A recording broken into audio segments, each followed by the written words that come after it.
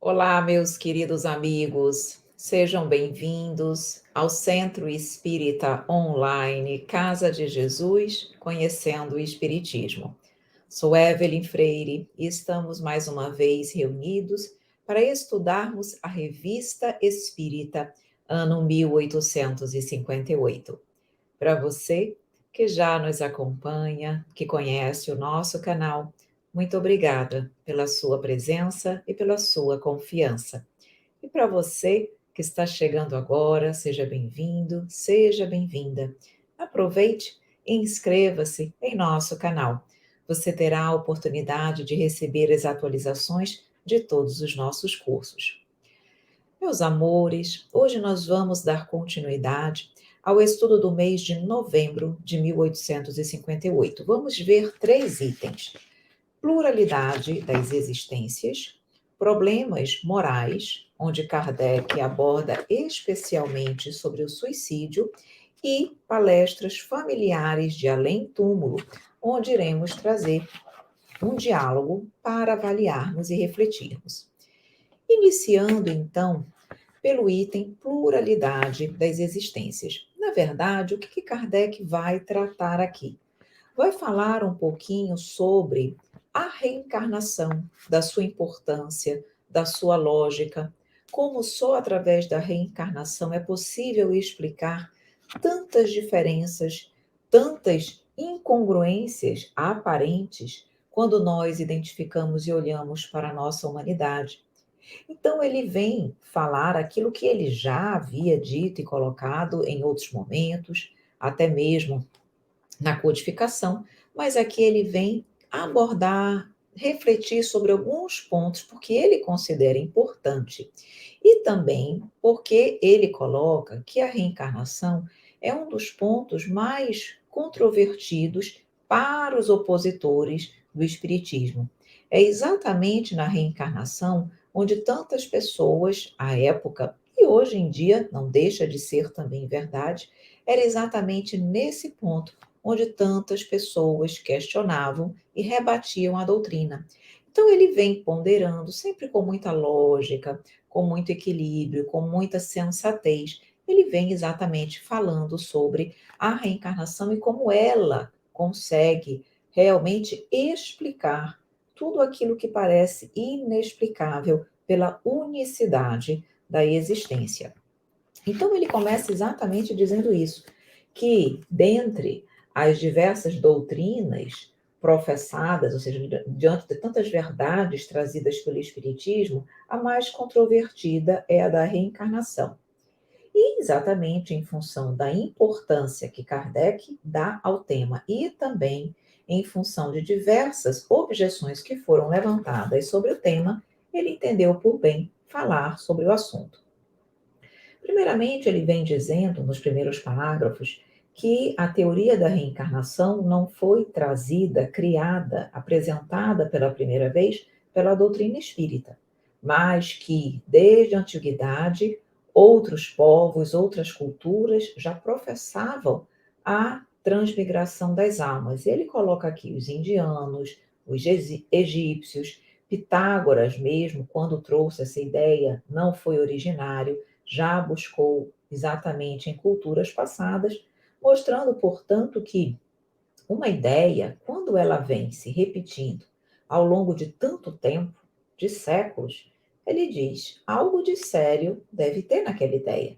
Porque quando são ideias que não têm fundamento, elas com o tempo rapidamente se dissipam. E aí ele coloca exatamente isso. Mas ele fala o seguinte, que conquanto as culturas, algumas religiões do passado defendessem a transmigração das almas, eles defendiam o que nós chamamos de metempsicose. E o que é exatamente metempsicose? É a possibilidade do espírito reencarnar em um animal. E a doutrina espírita já nos mostra que isso não é possível, porque nós, o princípio espiritual, na verdade, que em algum momento, um determinado momento, é transformado em espírito e passa a reencarnar no reino nominal, esse princípio espiritual é que habita no reino animal. E uma vez lá habitando, O princípio espiritual vira espírito e segue progredindo em direção ao reino angélico. Não retorna, porque não há retrocesso. Então, conquanto acredite que há exatamente a possibilidade de reencarnar para progredir, o espiritismo é contrário à metempsicose. E aí, ele vai, então, falando de algumas situações, de algumas ponderações que ele acredita importante para as nossas reflexões. Então, ele coloca aqui, em um determinado momento, bom, ele refuta aquela ideia da metempsicose, como eu já falei para vocês, e aí ele diz o seguinte, que desde que ele se entregou ao estudo do Espiritismo, ele tem tido várias comunicações de mais de 50 médiuns. Ele diz escreventes, falantes, videntes, mais ou menos esclarecidos, de inteligência normal, mais ou menos limitada, todos eles falam e reafirmam que a reencarnação é uma verdade. Então, ele diz o seguinte: que em nenhum caso os espíritos se desmentiram sobre esse ponto. Então, já vem trazendo aí a universalidade da mensagem, mostrando que a mesma informação foi confirmada através de vários espíritos e, como ele diz, por mais de 50 médiuns, que não se conheciam. Além disso, ele começa ainda trazendo outra observação. Ele diz: vamos supor que nós abstraíssemos que essas informações foram confirmadas pelos espíritos. Vamos deixar o plano espiritual de lado. Vamos fazer uma análise única e exclusivamente sensata, ponderada, independente dos espíritos, sobre as duas filosofias, unicidade da existência e pluralidade das existências.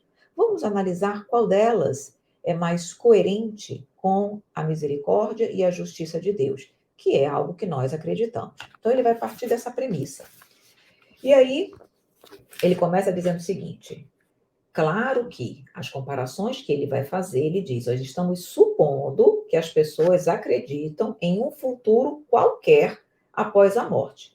Nós não estamos aqui falando com aqueles que acreditam que após a morte nós vamos encontrar o nada, que a alma mergulha num todo universal, sem individualidade, como as gotas de chuva no oceano. Ele diz: não é a esse público que nós estamos aqui nesse momento trazendo essas reflexões. É para aqueles que acreditam que existe alguma coisa após a vida, após a morte do corpo material, que acreditam em algum futuro qualquer. Aí ele começa a trazer as suposições dele. Ele diz o seguinte: suponde que alguém vos venha a dizer: sofreis, não sois feliz quanto poderíeis. Entretanto, tendes à vossa frente seres que desfrutam de uma felicidade pura. Quereis trocar a vossa situação pela deles? Aí ele diz que nós responderíamos: sem dúvida. Aí eles responderiam: que devo fazer? Não, minto, nós diríamos: sem dúvida que eu gostaria. O que devo fazer?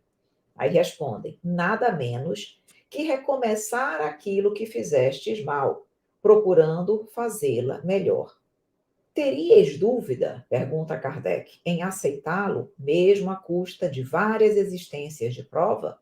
Então ele diz o seguinte: se alguém nos chegasse e dissesse, olha, você tem uma condição mediana, existem outros muito mais felizes do que você. Você gostaria de trocar de lugar com eles? Viver, sentir o que eles sentem?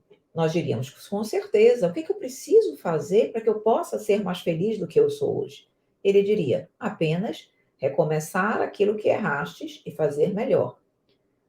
A pergunta é, nós nos colocaríamos de que maneira? Nós diríamos, eu não quero recomeçar e corrigir o erro, prefiro então ficar do jeito que eu estou. Ou nós diríamos, não, com certeza, eu quero. Então ele diz, a nossa razão naturalmente, independente dessa informação ter sido ou não confirmada pelos espíritos, nossa cabeça, nossa mente confirma isso.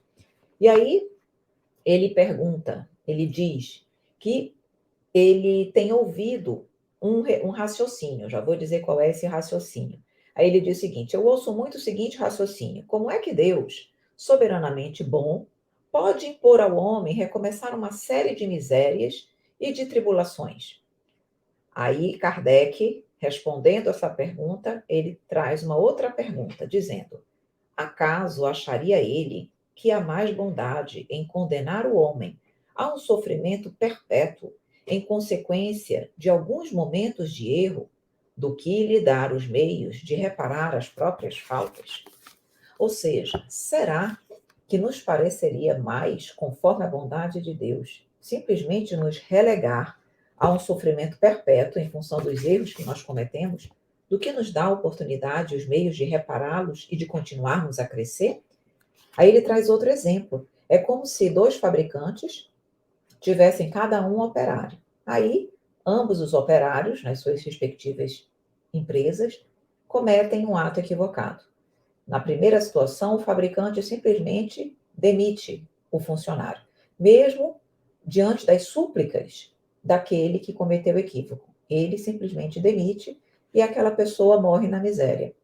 Enquanto o segundo, ele diz: olha, você cometeu um equívoco, você me deve alguma coisa em função do erro que você cometeu. Mas eu vou deixá-lo continuar trabalhando para que você possa, através do seu trabalho, compensar o erro cometido e continuar tendo a oportunidade de crescer e de evoluir dentro da empresa. Aí ele pergunta: qual dos dois comportamentos nos parece mais justo? O do segundo. Qual dos comportamentos nós queríamos que fosse usado conosco? O da segunda. Então, se nós humanos pensamos assim, por que Deus teria um comportamento diferente? E para que nós tenhamos novas oportunidades de continuar trabalhando, só a reencarnação, a pluralidade das existências, nos oportuniza isso, pois a unicidade não. E aí ele coloca o seguinte: é evidente que sem a reencarnação haverá apenas uma única existência corporal. Se nossa existência corporal atual for a única, cada alma será criada ao nascer, a menos que se admita a sua anterioridade. Mas nesse caso é de se perguntar que seria a alma antes do nascimento e se esse estado não constituiria uma existência, sob qualquer forma. É uma existência. Não na matéria, mas é uma existência. Aí ele diz, portanto, não há meio termo. Ou a alma existia antes, ou não existia antes do corpo. Se existia, qual seria a sua situação? Tinha ou não tinha consciência de si mesma? Se não tinha consciência, então é como se não existisse. E se tinha sua individualidade, essa individualidade era como? Progressiva ou estacionária? Num caso, como no outro, em que grau havia chegado ao corpo? Numa condição de mais ou de menor evolução, de maior ou de menor evolução? Então ele diz o seguinte: admitindo, segundo a crença vulgar, que a alma nascesse com o corpo, ou o que dá no mesmo, que anteriormente à sua encarnação tivesse apenas faculdades negativas, levantamos as seguintes questões. Ele vai nos trazer aqui 6 questões extremamente importantes para nos dizer como a unicidade da existência nos explica isso. Não nos explica, é isso que ele vai dizer, não nos explica. Só a reencarnação é capaz de nos explicar esses questionamentos. Primeiro questionamento que ele diz: por que mostra a alma aptidões tão diversas e independentes das ideias adquiridas pela educação? Segundo, de onde vem, nas crianças, em tenra idade, a aptidão supranormal para tal arte ou tal ciência, enquanto outras ficam por toda a vida medíocres ou inferiores? Olhem o nível das perguntas de Kardec.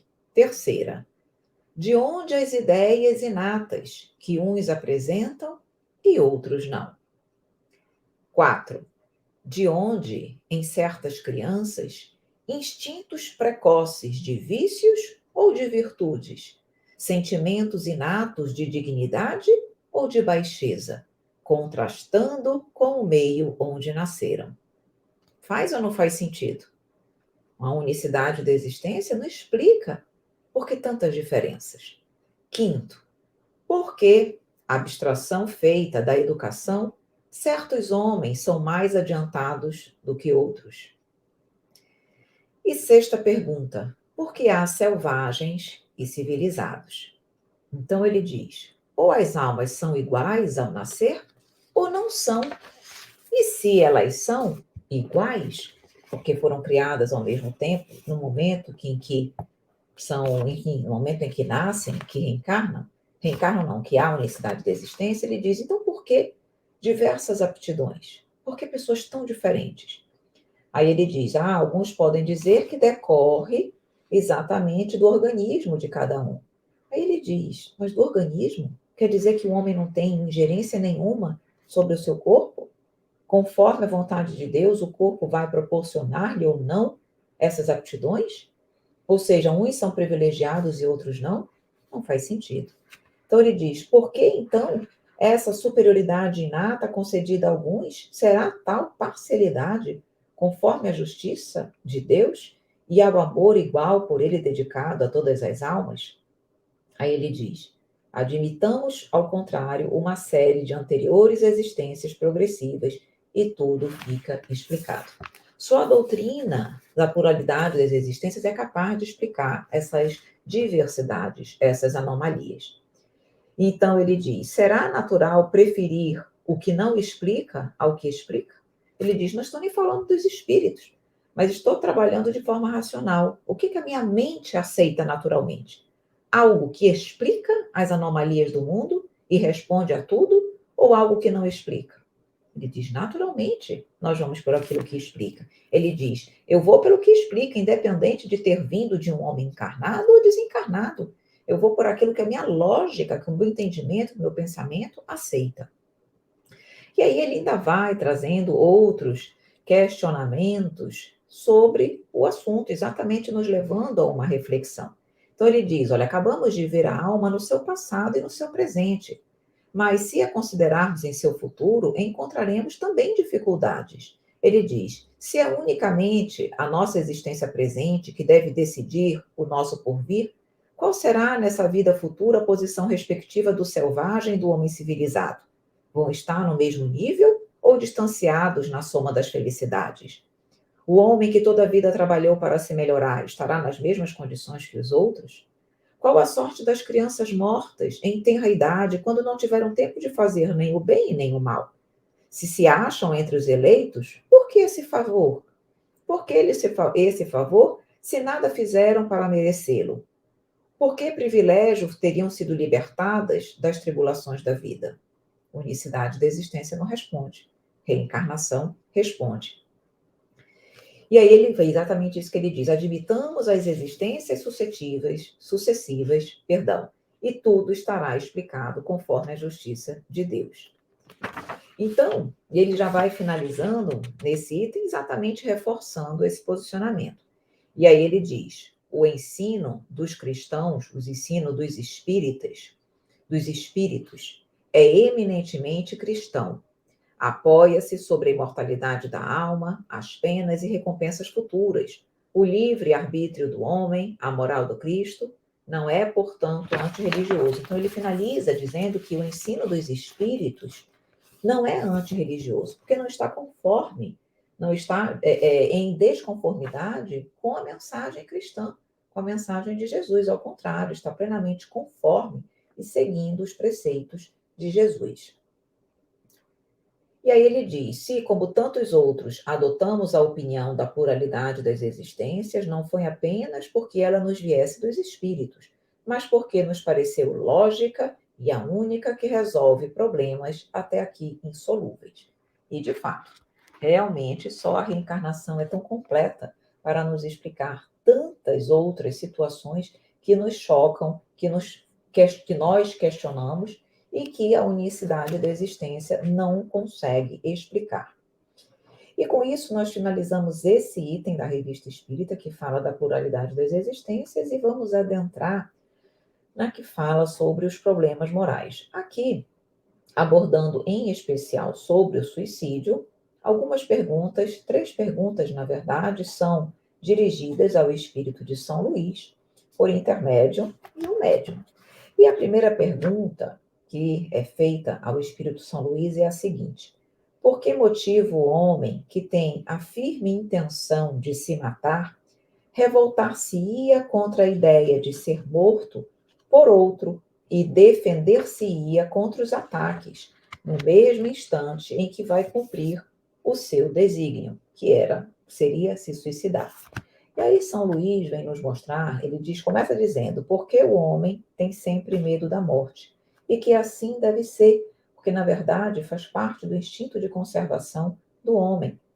Então ele diz todas as vezes que a questão do suicídio, ele vai explicar que é uma situação à parte, mas quando nós vemos de alguma forma que a nossa vida está em perigo, naturalmente o instinto de defesa, de conservação, faz-se presente, que faz exatamente com que, ele diz, nós refutemos a morte.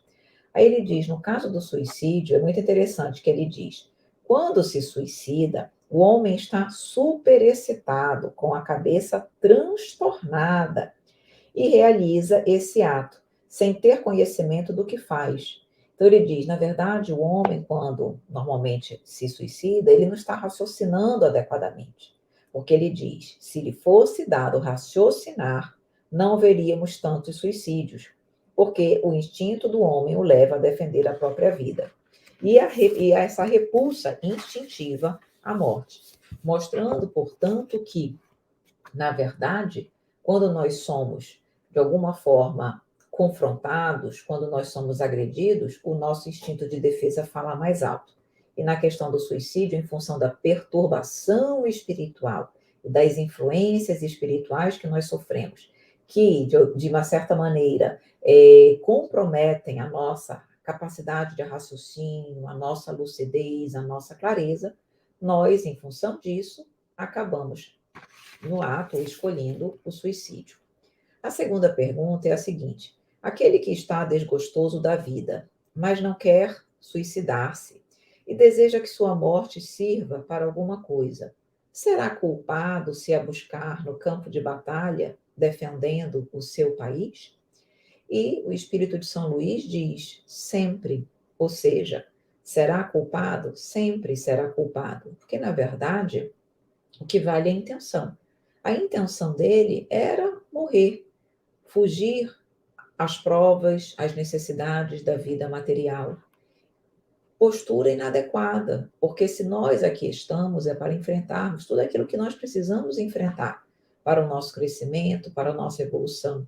Diz aqui no final dessa pergunta o Espírito São Luís que para chegar às esferas felizes é necessário elevar-se em ciência e em sabedoria, e é somente nas adversidades que adquire um coração elevado e melhor compreende a grandeza de Deus. Ou seja, só através das adversidades, das dores, dos desafios, das vicissitudes da vida, é que o homem adquire um coração mais elevado, mais espiritualizado e consegue, através desses desafios, compreender a grandeza de Deus. Então, quando eu procuro, através mesmo de uma guerra, servindo ao meu país, morrer, na verdade eu quero fugir, eu estou fugindo de uma oportunidade de crescimento. Então, é claro que há culpabilidade.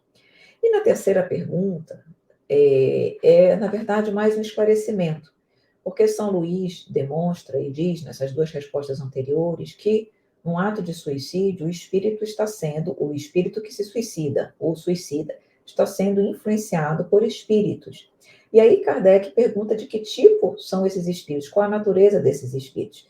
E São Luís até pergunta, mas eu preciso responder isso? Não está subentendido que os espíritos que vão estar ali secundando só podem ser espíritos voltados para o mal, já que os espíritos elevados em nenhum momento irão influenciar a pessoa para o desencarne? Então, ele traz, na verdade, esse esclarecimento e nos mostra aquilo que a doutrina espírita é muito feliz e lúcida em dizer, que nós estamos a todo momento sendo influenciados pelos espíritos, bons e ruins, e que a depender da nossa sintonia, da abertura mental e vibracional que nós dermos, nós iremos ouvir, acolher as boas vibrações, os bons pensamentos ou as coisas negativas, e que cabe a nós, dentro do nosso livre-arbítrio, utilizá-lo da melhor maneira, fazendo as melhores seleções possíveis. Esse item é bem curtinho, são só realmente essas 3 perguntinhas, essas 3 abordagens que Kardec faz.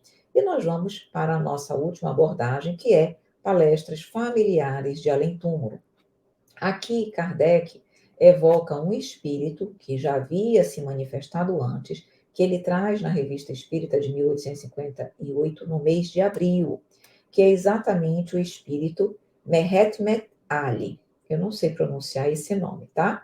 Mas me parece que é Mehetmet, é isso mesmo, Mehemet Ali. Que nome difícil, Mehemet Ali. Esse Mehemet Ali, ele havia vivido no Egito, na época dos faraós, em 3 momentos, em 3 épocas. Na primeira, ele foi um sacerdote, na segunda, ele tinha sido um mendigo, e na terceira, ele havia sido um príncipe, tá?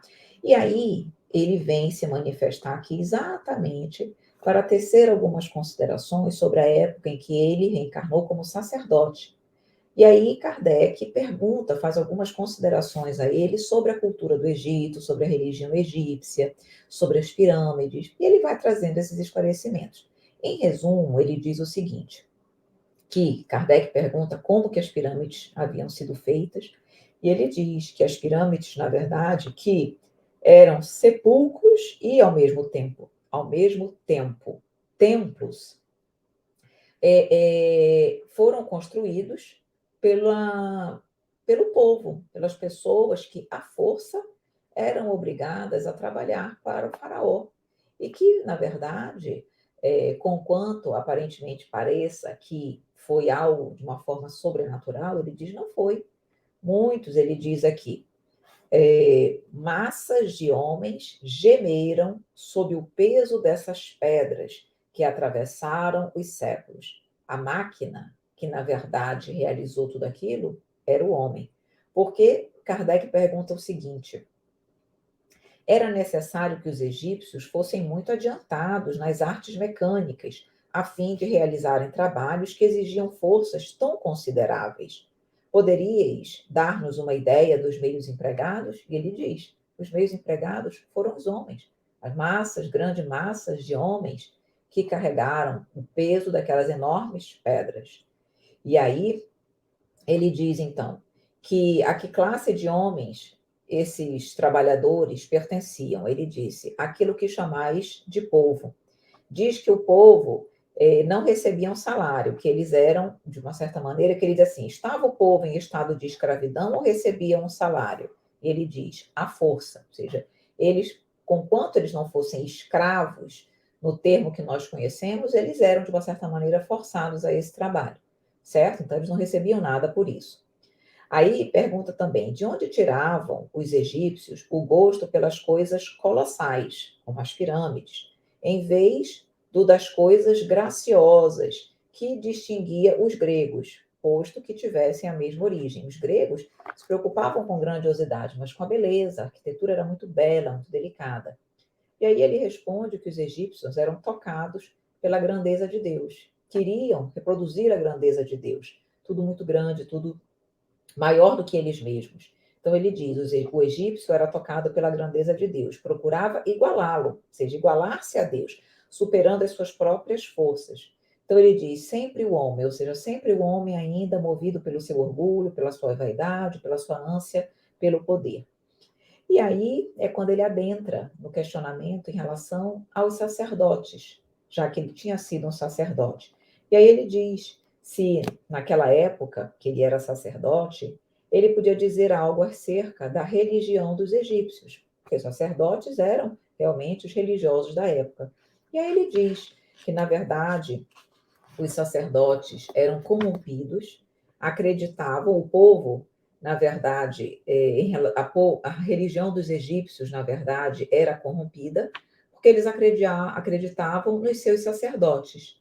E os sacerdotes buscavam dominar, não instruir. Então, toda a religião que pautava os egípcios, na época dos faraós, era uma religião corrompida. Ele diz: seus deuses eram aqueles que os mantinham sob o jugo. Então, os deuses dos sacerdotes e dos faraós eram aqueles que os mantinham sob o jugo, que o objetivo não era clarear a mente do povo, ao contrário, era mantê-lo dominado exatamente sob o controle do faraó, dos sacerdotes, daqueles que detinham o poder. Aí ele ainda pergunta mais o seguinte: se os sacerdotes tinham ideias mais claras, mais lúcidas, mais sãs do que o povo, ele disse que sim, que eles tinham a luz em suas mãos. E conquanto as escondessem dos outros, eles conseguiam ainda vê-la. Ou seja, eles sabiam das verdades. Diz que eles sabiam dos conhecimentos acerca da imortalidade da alma, da vida após a morte, da comunicabilidade com os espíritos. Mas isso eles retinham entre eles. Eles não buscavam esclarecer o povo, eles queriam manter o povo na ignorância. E ele diz: qual a origem do culto prestado aos animais? Nós percebemos que tudo tinha uma relação com os animais, inclusive as estátuas, os monumentos, era sempre uma mistura de um homem com um animal. Ele diz: o espírito queriam desviar o homem de Deus e mantê-lo sob o seu domínio, dando-lhe como deuses seres inferiores. Ou seja, quanto mais eles, de alguma certa maneira, apequenassem a condição espiritual do povo, menos eles estariam longe de Deus e, com isso, mais controle os sacerdotes e o faraó, ou seja, os que tinham poder na época, mais controle e domínio teriam sobre o povo. Interessante também, já aqui finalizando as nossas reflexões, há outras perguntas interessantes, vale a pena vocês lerem também. Mas ele finaliza dizendo o seguinte: no Egito, a iniciação dos sacerdotes era feita por meio de práticas tão rigorosas quanto na Grécia. Aí ele diz, ainda mais rigorosas. Ou seja, era um procedimento bem realmente rigoroso. Aí ele diz, e com que fim eram impostas aos iniciados condições tão difíceis de serem preenchidas? Aí ele diz, para não haver senão almas superiores, porque estas sabiam compreender e calar. Então, eles não queriam que os sacerdotes pudessem ser sacerdotes, pessoas ainda espiritualmente falando, por isso eles buscavam almas superiores, espiritualmente falando, mas imperfeitas. Eles queriam realmente pessoas mais elevadas, porque só elas conseguiriam suportar aquela iniciação. Então, era através exatamente dessa rigidez da iniciação que eles conseguiam selecionar aqueles que lhes pareciam, que apresentavam uma maior superioridade. E aí ele finaliza uma pergunta que eu acredito, realmente achei muito interessante, que foi a seguinte: o ensino dado nos mistérios tinha por fim único a revelação das coisas extra-humanas, ou também eram ensinados os preceitos da moral e do amor ao próximo? E vejam a resposta. Tudo isso estava muito corrompido. O fim dos sacerdotes era dominar e não instruir. Por isso que ele até pergunta aqui, por que em relação a Moisés, parecia que Moisés tinha muito mais poder, muito mais mediunidade, muito mais força do que os próprios sacerdotes? Porque ele diz aqui, Moisés aprendeu com os sacerdotes, teve a mesma iniciação dos sacerdotes. Então, tinha as mesmas capacidades. Por que Moisés parecia maior? Aí ele diz, porque enquanto os sacerdotes buscavam esconder aqueles fenômenos e a verdade, Moisés buscava exatamente clarear, mostrar. Então, os sacerdotes escondiam e Moisés trazia a lume à tona. Então, isso também era um motivo pelo qual Moisés parecia maior. E com isso, realmente, nós finalizamos, então, as considerações da nossa aula de hoje. Nós vamos, na nossa próxima aula, continuar com palestras familiares do além-túmulo. Vamos ainda ver o item médium pintor, o item independência e o item independência sonambúlica. Então, se você já quiser ir lendo, estudando, pode fazê-lo. E com isso, meus queridos amigos, nós vamos realmente finalizando a nossa aula de hoje. Eu quero agradecer a você pela sua presença, por estar aqui conosco. Espero que você tenha gostado, que tenha sido uma aula interessante para você. Se você gostou, curta, nós agradecemos muito. Se eventualmente você ficou com alguma dúvida, escreva nos comentários do vídeo e nós vamos responder para você com muito carinho. E se você acredita que esta aula pode ser útil a alguém, compartilhe o nosso link. Meus queridos amigos, muito obrigada. Um grande beijo, um grande abraço e até a nossa próxima aula, com a permissão de Deus.